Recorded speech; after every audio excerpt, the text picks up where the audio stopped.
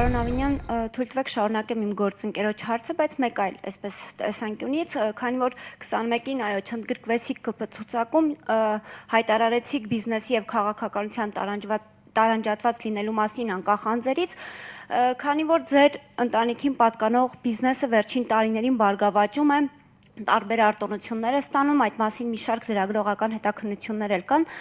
թույլ տվեք հետաքրքրվել, դուք ձեզ ավելի շատ բիզնեսմեն եք համարում, թե քաղաքական գործիչ, շնորհակալություն։ Շնորհակալ եմ, եթե խոսքը գնում է այն արտոնությունների մասին,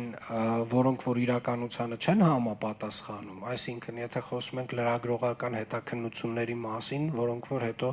դատարանում պարզվում է, որ այդքան էլ փաստական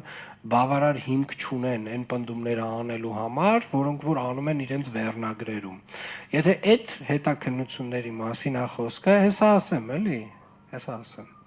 Եթե այդ հետաքննությունների մասին է խոսքը, բարգավաճում է այս ընթացքում, թե դրանից առաջ էր բարգավաճում, ավելին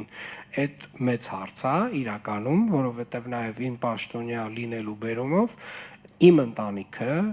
որոշակի հստակ սահմանափակումներ է ինքը իր համար պարտավորվել վերցնել, որպեսզի տարբեր ոլորտներում, որտեղ որ կա իմ ներգրավվածությունը եւ իմ ազդեցությունը, որպեսզի շահերի բախման իրավիճակ չստեղծվի։ Ես քաղաքական գործիչ եմ եւ 2017 թվականից նույնիսկ կարող եմ ասել երկրորդ կեսից ավելի շատ զբաղվում եմ քաղաքականությամբ, իսկ մնացյալ ամեն ինչը թույլ տվեք, ասենք, չգիտեմ, էլի 90-ականներից մեր ընտանիքը բիզնեսով զբաղվել է, շատ հաջող է զբաղվել, այն ժամանակվանից չենք բողոքում եւ հիմա էլ փորձում ենք հնարավորինս